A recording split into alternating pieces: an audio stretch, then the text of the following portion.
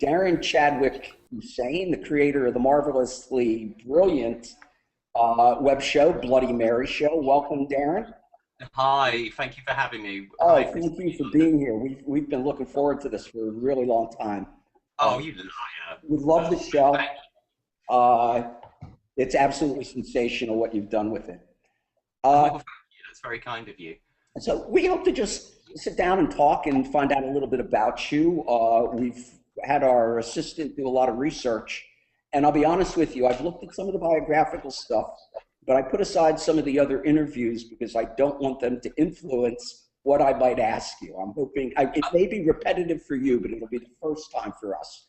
Oh no, darling. It's totally fine. Ask away. You know, your poor assistant. They've suffered enough going into my psychology. Okay. Well, she got paid whether we use her research or not. So. Oh, you can't complain then. You know, she get paid. You know. You're from London. We understand. I live in London. I'm originally from Lancashire, which is you know, if you know Manchester, with you know the song from Hair, Manchester, England. Sure. So originally, yeah, but I've lived down in London on and off since I was 18, and in my mid to late 20s, I moved to Philadelphia in the States for 4 years, which was phenomenal. Was that when you were reviewing movies? Yes, Okay, it was. we'll talk about that a little bit. Okay, you might have to put like a not safe for work. Okay, explicit warnings, right? Explicit warning. Yeah. What kind of family did you grow up with? Were they creative? I kind of it was a mixture of sort of white collar housewife homemaker sort of thing.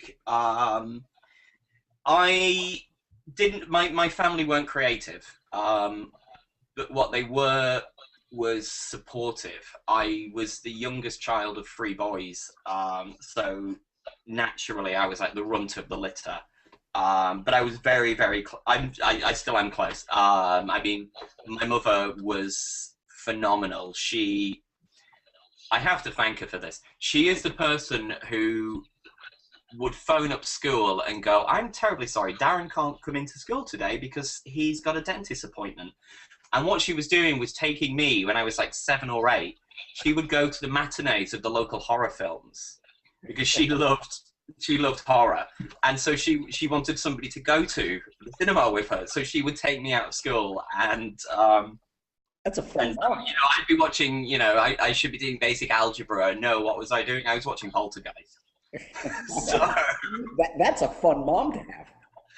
she was she taught me everything I know, and I'm sort of, you know, I could get incredibly pig-headed, which was exactly what she did. Unfortunately, she's no longer with us, but my dad is still the most wonderful, supportive guy, and you know, I don't thank him enough. So thanks, Dad.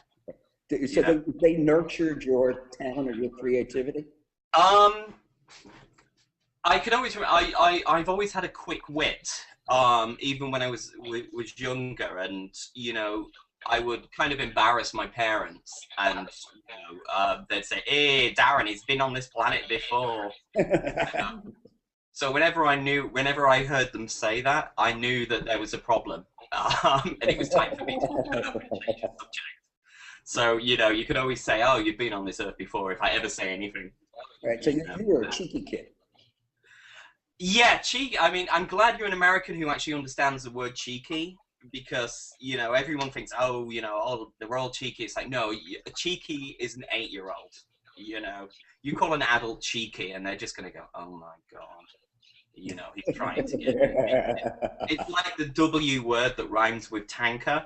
You know, a lot of Americans can't understand what that is as well, you know. But having lived in Philly, you know, You get that. I've learned words and had to teach. So half of Philadelphia now knows how to use those words correctly.